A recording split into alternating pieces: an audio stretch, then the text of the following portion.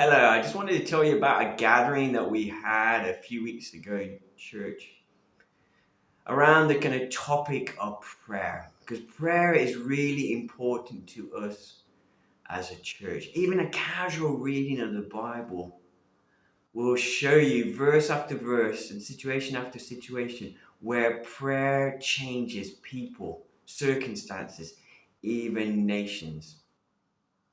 Verses like James 5:17, where it says, "The prayer of a righteous man is powerful and effective."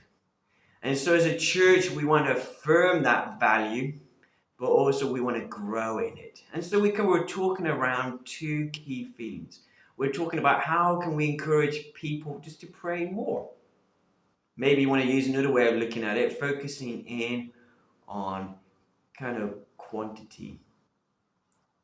How can we gather individually with other people in group settings to pray for specific areas or to pray for the church or our city or nations in general?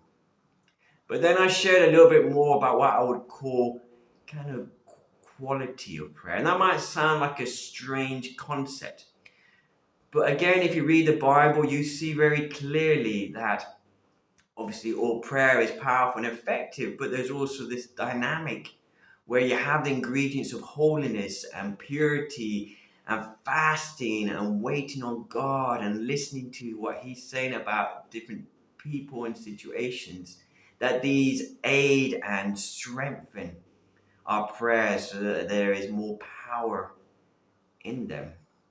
And so I kind of just highlighted just some key values and principles or maybe ingredients I wanted to see in our own individual prayer life, let alone as a church, which I feel would help us to grow in this area and to pray increasingly from that place of faith and expectation.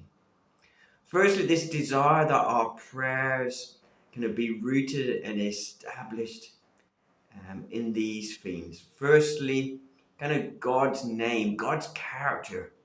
If you read the Bible again and again, people say, God, because you're merciful and compassionate, kind of move in this place, in this situation.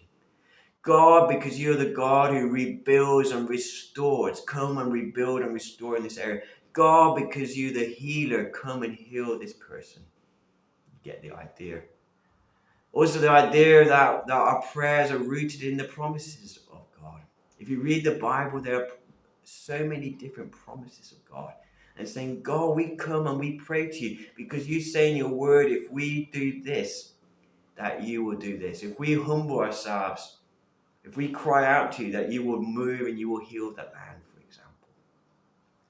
And lastly, praying from the place of faith and expectation that comes from that place of what I call the law of precedent. It's a law in English law that because something has happened in the past, because of that, it should happen in the future. And again, as we come to pray, saying, God, you have moved in this way in the past. Come and do that again.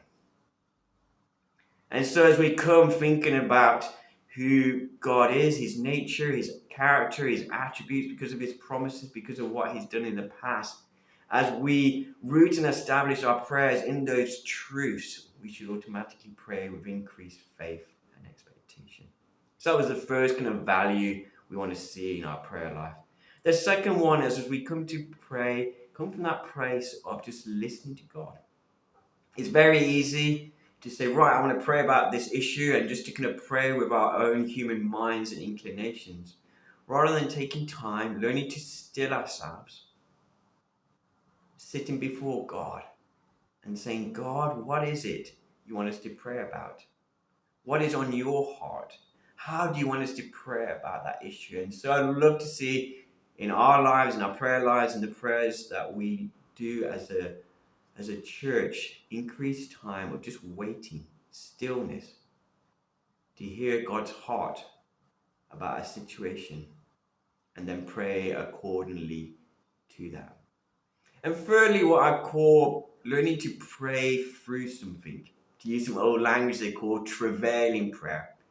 And often when I speak to people about prayer gatherings, often people go, I'm not so keen on them And one of the complaints people often have is they seem to just bounce around everywhere, where somebody prays about this subject, then somebody prays about that subject, or this nation and that nation.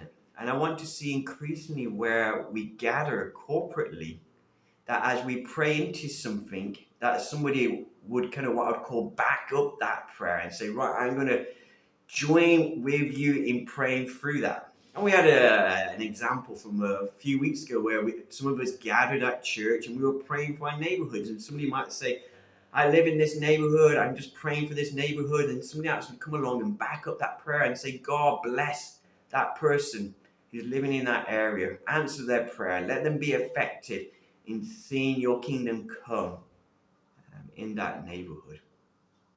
And so to kind of summarize, we said we want to do more prayer. And one of the natural outcomes of this is going to be that we're going to launch a new Saturday monthly prayer meeting. So keep an eye out in the newsletter for these prayer meetings starting on Saturday, in addition to some of the prayer meetings that we do already, and the details you can find on the website. But whether you're praying by yourself or you begin to kind of connect with other people in your life groups or one of these prayer gatherings, let us be people that pray prayers from the place of expectation, with faith-filled prayers, hope-filled prayers, rooted in who God is and his promises and what he's done. Coming from that place of listening to God. And then once we know his heart, once we know his character and his values, keep praying and praying and praying till we see him move and answer. If you have any more questions, you want to know more about prayer, come and speak to me at church or drop me an email at paul@winchestervineyard.org.